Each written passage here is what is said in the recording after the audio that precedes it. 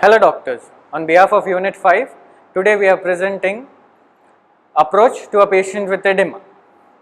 Before we start with the history and the examination of the patient, first we would greet the patient and take his formal consent for proceeding with the history and the further examination. नमस्कार काका, तुमची परवानगी आहे का तुमच्याशी प्रश्न करायचे आणि शरीराला चेक करण्यासाठी? After we have received the formal consent by the patient, we can proceed with the history taking and the further clinical examination. Here we have a patient, a 48-year-old male, a known case of systemic hypertension, is admitted at us with the following complaints: swelling over both his feet since the last 6 months, swelling over his face for the last 6 months, decrease in urine output for the last 6 months, and exertional breathlessness for the last 6 months. Patient was asymptomatic 6 months back when he observed swelling over his feet arising first at the ankle, and it was insidious in onset, which has gradually progressed to the knee to its current state right now. Patient also gives no history of pain or tenderness associated with the swelling. Patient also gives history of swelling over his face, which was profound in the morning and decreased as the day progressed. Patient gives history of decrease in the urine output for the last 6 months, the frequency being reduced from twice a day 6 months back to currently no urine output at present. The urine was not associated with pain, nor was any blood, no history of blood in urine was found. Patient also gives history of breathlessness on walking. Initially the breathlessness was at 1 kilometer on walking 1 kilometers, which later progressed on breathlessness on over 10 to 15 feet.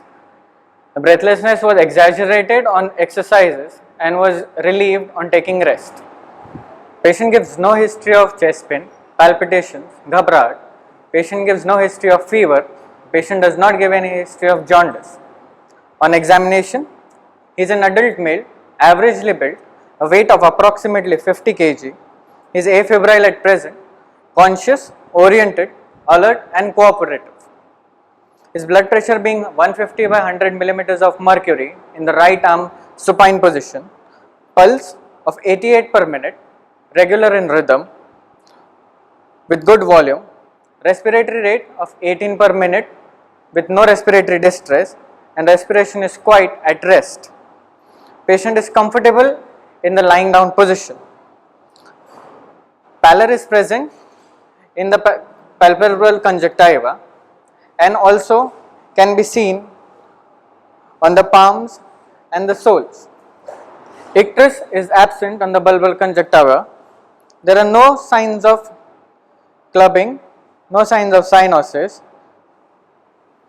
There is no lymphadenopathy, and hemodialysis canal can be appreciated in the right side, which is currently used for the hemodialysis of this patient. Pitting edema can be seen over both the feet. Pitting can be demonstrated by applying pressure over the bony prominences for approximately 30 seconds and then relieving it, leaving behind an indentation or a dimple suggestive of pitting in nature.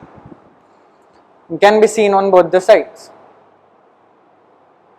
as recorded in close-up.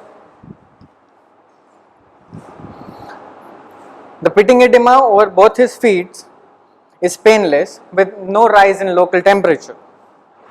The pitting edema can also be appreciated in the left upper limb above up to the elbow, and a wound is appreciated above the cubital fossa with approximately 8 to 10 stitches.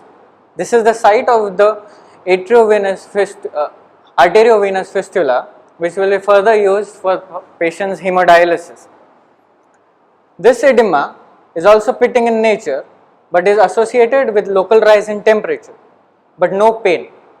The local rise in temperature suggests of its inflammatory in origin. At the AV fistula site, you can palpate a thrill. On auscultation,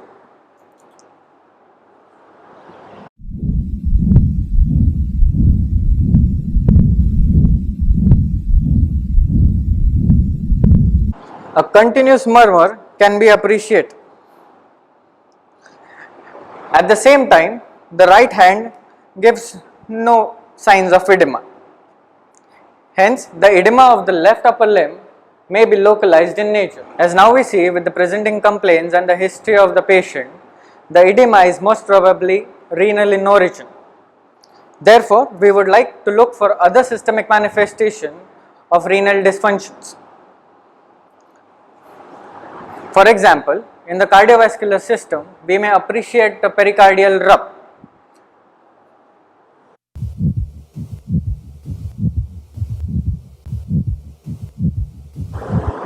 which seems to be absent in this patient. Similarly, we will demonstrate flapping tremors, which are signs of central nervous system involvement in such diseases. To demonstrate flapping tremors, we will tell the patient, instruct the patient to extend his hands up to the heart level. दोनों हाथ बाबू. Dorsiflex at the wrist and fan out his finger. At present, patient does not show signs of flapping tremors. If they would have present, they would flap like this. Summing it up, here we have a patient, a known case of systemic hypertension with anemia, with decreased urine output, with edema, leading us to a provisional diagnosis of systemic hypertension with chronic kidney disease on maintenance hemodialysis.